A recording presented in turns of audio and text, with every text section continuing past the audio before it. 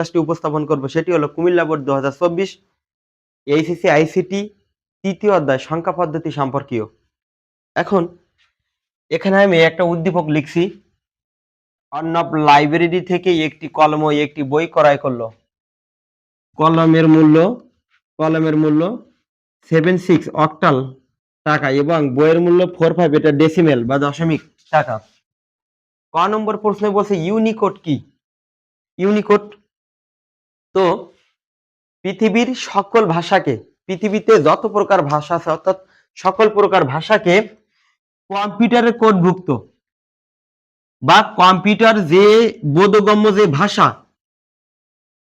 কম্পিউটারের কোডভুক্ত করার জন্য যে কোড ব্যবহার করা হয় তাকে কি বলে? ইউনিকোড বলে। অর্থাৎ পৃথিবীর সকল ভাষাকে যদি আমরা কম্পিউটারের কোডভুক্ত করি বা কম্পিউটারে বোধগম্য করি, তাহলে যে কোড ব্যবহার করা হবে বা যে কোড প্রয়োজন হবে তাকে কি বলা হবে? ইউনিকোড বলে। এরপর খ নম্বর প্রশ্ন বলছে 8 + 8 = 10 ব্যাখ্যা করো। অর্থাৎ 8 আর 8 যদি যোগ করি সাধারণ বা ডেসিমেল নিয়মে, আমরা দৈনন্দিন জীবনে যে নিয়ম ব্যবহার করি 8 + 8 = 16 হয়, কিন্তু এখানে লিখছে 8 + 8 = 10। তো এর যদি জ্ঞান লিখি এরকমটা লিখতে পারি, 8 + 8 = 10 ব্যাখ্যা করো। তো 10 হয় হেক্সাডেসিমেল নিয়ম অনুসারে, হেক্সাডেসিমেল নিয়ম অনুসারে বা হেক্সাডেসিমেল যোগের নিয়ম অনুসারে, হেক্সাডেসিমেল সংখ্যা পদ্ধতিতে যে কোনো একটা দিতে পারি। তো হেক্সাডেসিমেল নিয়ম অনুসারে,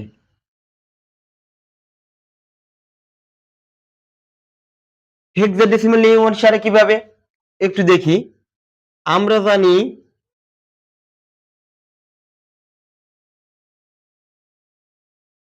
সাধারণ বা দশমিক নিয়মে লিখতেছে কি, আমরা জানি সাধারণ বা দশমিক বা ডেসিমেল নিয়ম, সাধারণ বা দশমিক নিয়মে, অর্থাৎ আমরা দৈনন্দিন জীবনে যে সংখ্যা পদ্ধতিটি ব্যবহার করি, আমরা জানি সাধারণ বা দশমিক নিয়মে 8 + 8 = 16 হয়, কিন্তু 16 এর সমকক্ষ 16 এর সমকক্ষ হেক্সাডেসিমেল মান,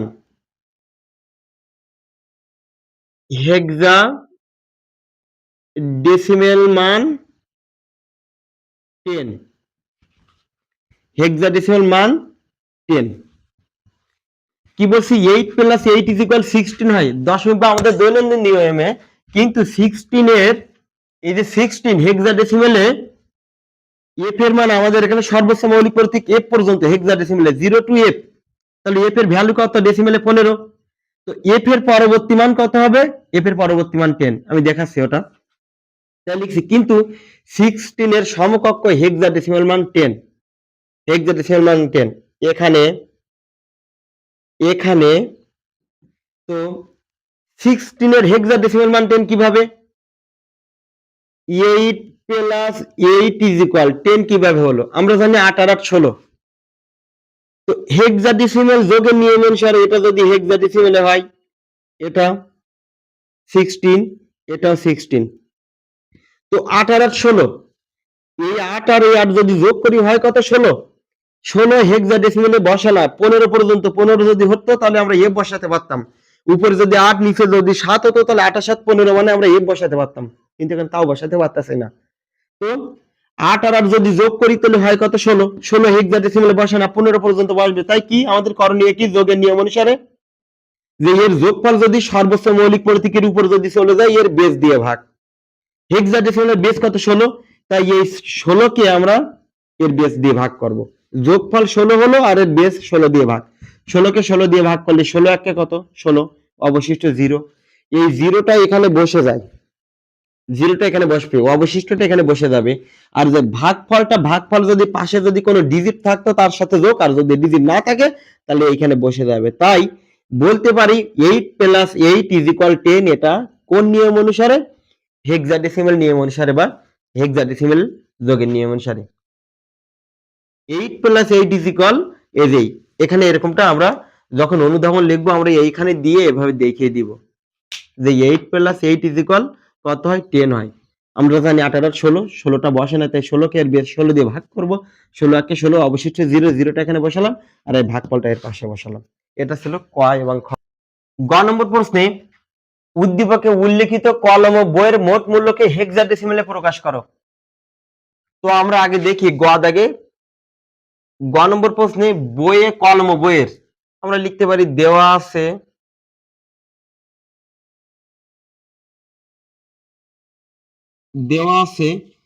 কলমের মূল্য কত টাকা? কলমের মূল্য 76 অক্টালে। দেওয়া আছে কলমের মূল্য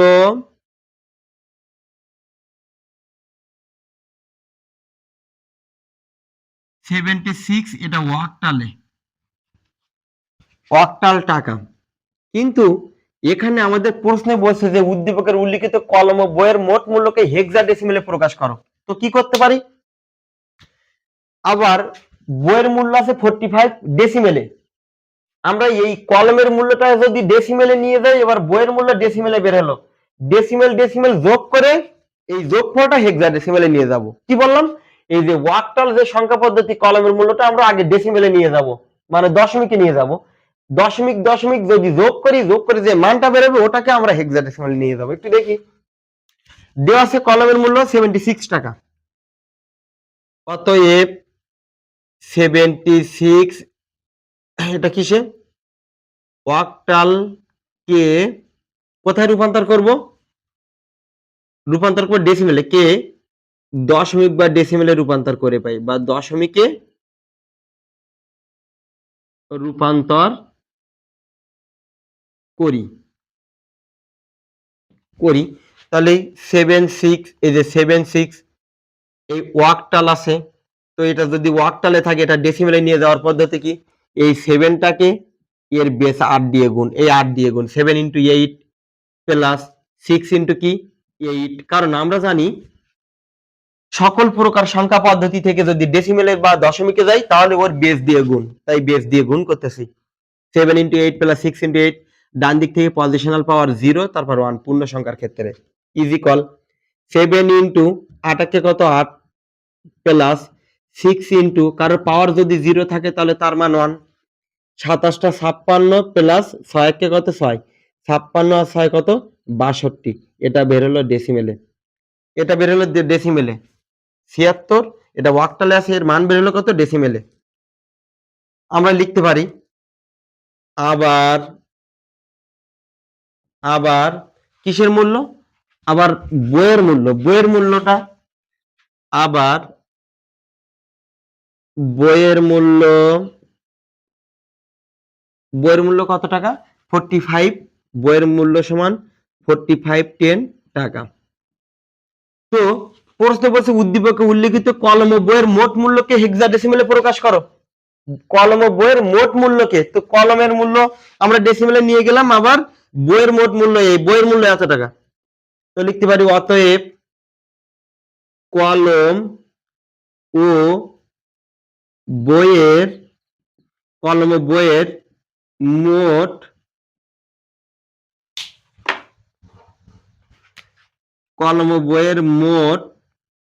মূল্য সমান, তো মোট মানে কি জানি? যোগ। কে যোগ? এই যে কলমের মূল্য বেরিয়েছে 62 ডেসিমেল প্লাস বইয়ের মূল্য কত টাকা? 45 10 সমান সমান 5 আর 2 7, 6 4 10, 107, এটা বেরোলো কত? মানে কিসে? ডেসিমেলে। কলমে বইয়ের মোট মূল্য কত বেরিয়েছে? 107, 5 আর 2 7, 6 4 10। এখন এখন আমরা কি করব? এই যে মানটা বেরিয়েছে না, এটাকে হেক্সাডেসিমেলে রূপান্তর করব। এইটাকে হেক্সাডেসিমেলে রূপান্তর করব। অতএব 107 10 কে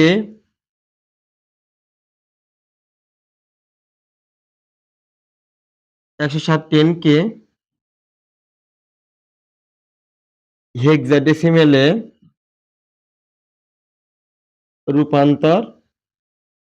রূপান্তর করি। তো কি শিখছি?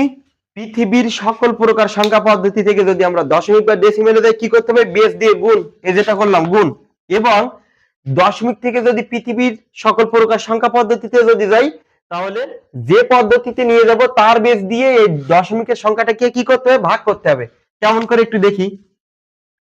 107, এই যে 107 এটা আছে হেক্সাডেসিমেলে, ওই আছে ডেসিমেলে, এটাকে নিয়ে যাবো কোথায়? হেক্সাডেসিমেলে। তো হেক্সাডেসিমেলের বেস কত জানি? 16। তো 16 দিয়ে ভাগ।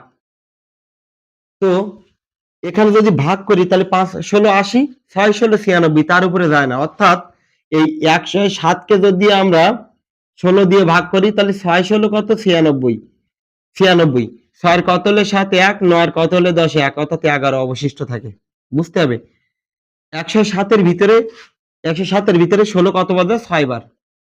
তো 6 16 96, তো যাচ্ছে 6 বার, অবশিষ্ট থাকতেছে কত? এই যে অবশিষ্ট থাকতেছে 11। তাই আমরা এখানে 11টা দেখিয়ে দিলাম। আর 11 বলতে আমরা বুঝি, এই 11 বলতে আমরা বুঝি হেক্সাডেসিমেলে কত? বি। তাই জন্য ইজ ইকুয়াল দিয়ে আমরা দিলাম বি, 11 মানে বি। এরপর এই 16 দিয়ে কাকে ভাগ করবো? 6 কে। তো আমরা জানি 16 6 এর মধ্যে যায় না, তাই 0 দিলাম এখানে, 0। আর এই যে সংখ্যাটা এখানে অবশিষ্ট থাকে, তাই এই যে এই নিচে এখানে অবশিষ্ট রাখলাম। অর্থাৎ নিচে থেকে আমরা যদি উপরে যদি সাজিয়ে লিখি, এটা ছিল এমএসবি মোস্ট সিগনিফিকেন্ট বিট, আর এটা হচ্ছে কি? LSB least significant bit. তো যদি সাজিয়ে লিখি তাহলে এখন কি করব? অতএব এটা ছিল 107, এটা ডেসিমেলে ইজ ইকুয়াল, আমাদের হেক্সাডেসিমেলে বেরিয়েছে কত? 6b। উদ্দীপকে উল্লিখিত কলম ও বইয়ের মোট মূল্যকে হেক্সাডেসিমেলে প্রকাশ করো। অতএব উদ্দীপকে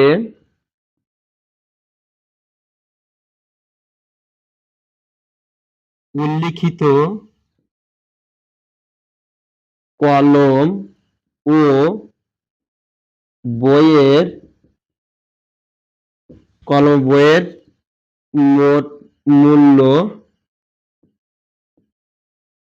হেক্সাডেসিমেলে 6b। এই যে হেক্সাডেসিমেলে বলে দিছি 6b, যদি মন চায় এখানে বেস দিয়ে এখানে হেক্সাডেসিমেল, এটা হচ্ছে উত্তর। এটা ছিল আমাদের কি? গ নম্বর প্রশ্ন। ঘ নম্বর প্রশ্নটা একটু খেয়াল রাখতে হবে। ঘ নম্বর প্রশ্নে বলছে উদ্দীপকে উল্লিখিত কলম ও বইয়ের মূল্য দুইটির পার্থক্য। কলম ও বইয়ের, প্রথমে কলম এবং বই পরে, তো কলম ও বইয়ের মূল্য দুইটির পার্থক্য, অর্থাৎ বড়টা এইটা থেকে, প্রথমটা থেকে পরেরটা কি হবে? বিয়োগ হবে। কলম ও বইয়ের মূল্য দুইটির পার্থক্য যোগের মাধ্যমে বের করো, অর্থাৎ পরিপূরক বা কমপ্লিমেন্টের অঙ্ক করতে হবে। ঘ নম্বর প্রশ্নটা যদি একটু খেয়াল করি, আমরা দেখি প্রায় পরীক্ষায় এরকমটা লেখা থাকে, দুটির পার্থক্য যোগের মাধ্যমে নির্ণয় করো। মানে উদ্দীপকে উল্লিখিত কলম ও বইয়ের মূল্য দুইটির পার্থক্য যোগের মাধ্যমে বের করো। তো আমি তোমাদের একটা কথা বলছিলাম, মানে আগে যে সৃজনশীল ক্লাসগুলোতে যখন পরিপূরক ছিল, বলেছি কি তোমাদের নিজেদের সুবিধার্থে বা নিজেরা হিসাব ক্লিয়ার করার জন্য একটা জিনিস খেয়াল করবা, যে এখানে কোন সংখ্যাটি বা কোন সংখ্যা দ্বয়ের মধ্যে পার্থক্য দেখাতে বলছে, মানে কোন সংখ্যা পদ্ধতিতে আছে। আমরা এখানে দেখতেছি একটা আছে ওয়াক্টালে এবং একটা আছে ডেসিমেলে। তো যে সংখ্যা পদ্ধতিতে থাকুক না কেন, আমাদের আগে ডেসিমেলে রূপান্তর করতে হবে আমাদের নিজেদের বোঝার ক্ষেত্রে। বিভিন্ন ভাবে করলে হবে। তো আমরা কি করব? এই ওয়াক্টালটাকে আমরা ডেসিমেলে রূপান্তর করব। তো এই এটাও ডেসিমেলে হয়ে গেল, এটাও ডেসিমেল হয়ে গেল। আগে ডেসিমেলে রূপান্তর করিনি, কিন্তু এই ডেসিমেলে আমরা গ দাগে রূপান্তর করছি। তাই লিখতে পারি গ হতে প্রাপ্ত, গ হতে প্রাপ্ত, গ হতে প্রাপ্ত কলমের মূল্য, গ হতে প্রাপ্ত কলমের মূল্য 76। এটা ছিল ওয়াক্টাল সমান সমান, এর মূল্য বেরিয়েছিল আমাদের ডেসিমেলে 62, 62 10, এটা বেরোলো। কলমের মূল্য বেরিয়েছে এটা 76, এটা অক্টাল ছিল, এর ডেসিমাল মান 62। এখন তো আমরা জানি এই যে বইয়ের মূল্য দুটির পার্থক্য যোগের মাধ্যমে অর্থাৎ কমপ্লিমেন্ট করতে গেলে আমাদের কি করা লাগবে, এই মানটাকে আমাদের বাইনারিতে নিয়ে যেতে হবে, আবার কি ওই যে বইয়ের মূল্য 45 ওটাকে বাইনারিতে নিয়ে যেতে হবে। তো এটার বাইনারি মান আমরা রাত থেকে করে এনেও বসাতে পারি, আবার 45 এর বাইনারি মান সমকক্ষ বাইনারি মান আমরা রাত থেকে করে এনেও বসাতে পারি। কিভাবে লিখতে পারি, এখানে লিখতে পারি আমরা এটা 8 বিটে রূপান্তর করলেও করতে পারি, আবার 8 বিটে রূপান্তর নাও করে করলেও করতে পারি। 8 বিট রেজিস্টারের জন্য যদি 8 বিট রূপান্তর করি তাহলে আমরা এখানে লিখে দেব 8 বিট রেজিস্টারের জন্য। যদি 8 বিট আমরা নিজেরা রূপান্তর করি তাহলে এখানে লিখে দেব 8 বিট রেজিস্টারের জন্য। আবার 8 বিট রূপান্তর নাও করে আমরা এই অঙ্কটা সলিউশন করতে পারি। তো কিভাবে একটু দেখি। তো কি বলছি, কলমের মূল্যটা আবার বাইনারিতে নিয়ে যাব, আগে বাইনারিতে নিয়ে যাব, তারপর কোন মূল্য, বইয়ের মূল্য, কারণ বইয়ের মূল্যটা পরে আর কলমের মূল্যটা আগে। কলমের মূল্য ও বইয়ের মূল্যের পার্থক্য, তো কলমের মূল্য এখানে 76 মানে 62, এই যে 62 10, এবং এই যে বইয়ের মূল্য 45, তাই এই 45 এটাও 10। এর থেকে এটা দুটির পার্থক্য মানে এইখানে বিয়োগ, তা বিয়োগ কার সামনে, 45 এর সামনে বিয়োগ, তাই এই সংখ্যাটিকে কমপ্লিমেন্ট করতে হবে, 2 কমপ্লিমেন্ট করতে হবে। আমরা জানি যার সামনে মাইনাস থাকে তার 2 কমপ্লিমেন্ট করতে হয়। তো যদি লিখি, আমরা যদি 8 বিটে রূপান্তর করি এটাও লিখতে পারি। 8 বিট রেজিস্টারের জন্য 8 বিট রেজিস্টারের জন্য 8 বিট রেজিস্টারের জন্য কিসের মূল্য, কলমের মূল্যর। তো কলমের মূল্য বেরিয়েছে 76 অক্টাল, এর সমকক্ষ ডেসিমেল মান 62। ও আরেকটা মান আছে, কি বইয়ের মূল্য, ও বইয়ের মূল্য 45 10, তাই আমরা এখানে লিখতে পারি বইয়ের মূল্য 45, এটা কিসে, 10 বা দশমিকে বইয়ের মূল্য। এখন এখানে লিখছি 8 বিট রেজিস্টারের জন্য কিসের মূল্য, কলমের মূল্য কত, 62 10 এর সমকক্ষ, কি মান, এর সমকক্ষ বাইনারি মান, তো এর বাইনারি মান কত, 62। বের করার পদ্ধতি কি, কিভাবে বের করতে বলছি, বাইনারি মানে 1 2 4 8 16 32 64, সুতরাং এখানে 64 আসবে না, কারণ এখানে 62, এই 64 পরবর্তী সংখ্যাগুলো আসবে এইগুলো। তো 62 যদি হয়, তো 62 হতে গেলে একটু দেখি, 32 আর 16 48, 32 আর 16 48 আর 8 56, 48 আর 8 56 আছে 60 আর 2 62, এই 62 সমকক্ষ মান 62, যেহেতু এখানে 62। তো কি বলছি, 32, তাহলে এই ঘরটা আমাদের প্রয়োজন, 32 এর মানটা নেব। 32 আর 16 কত, 48, 48 আর 8 কত, 56, 56 আর কত, 60, 60 আর 2 কত, 62। তো এই 5টা 1 এবং একটা 0, 5টা 1 একটা 0। তো এইখানে আবার লিখেছি 8 বিট রেজিস্টারের জন্য, এখানে হয়েছে আমাদের কয়টা, মোট বিট হয়েছে 6টা,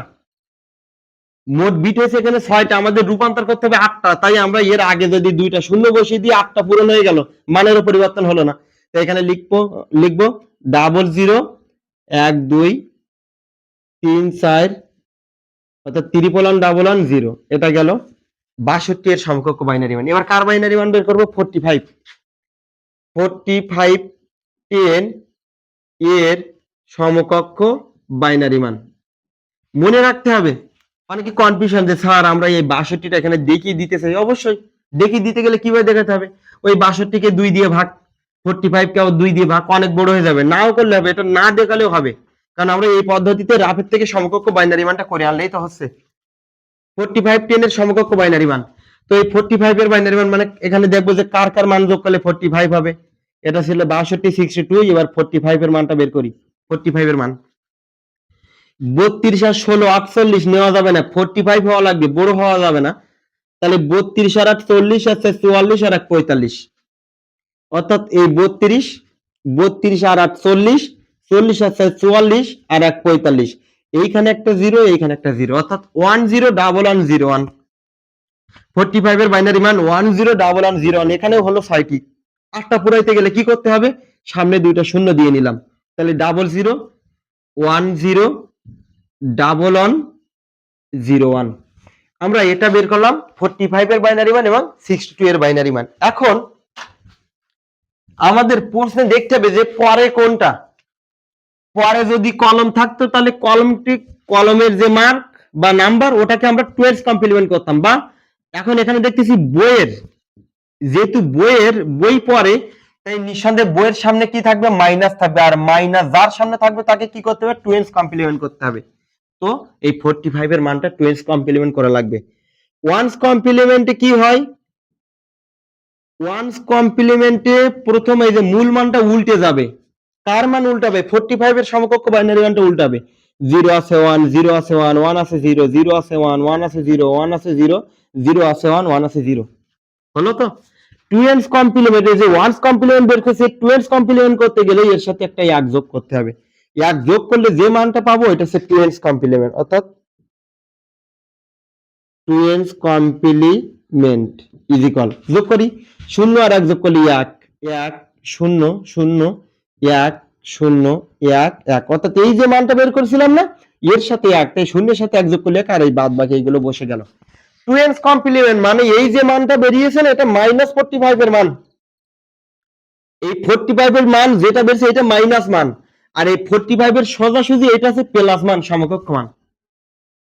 এখন আমরা যদি লিখি, এখন কিভাবে লিখবো, যে কলম ও বইয়ের মূল্যের পার্থক্য, কলম ও বইয়ের মূল্যের পার্থক্য, তো কলমের মূল্য বের করছি এই, তো এখানে লিখতে পারি 62 এটা ডেসিমেলে, 62 ডেসিমেলে এর সমকক্ষ মান বেরিয়েছে কত, 00001110 এবং 45, এই 4510 এর মান বেরিয়েছে কত, এইটা 4510 এর মান, কিন্তু এর সামনে মাইনাস, যেহেতু মাইনাস তাই এই যে এই মানটা আসবে, মাইনাসের ক্ষেত্রে আমাদের এই মানটা আসবে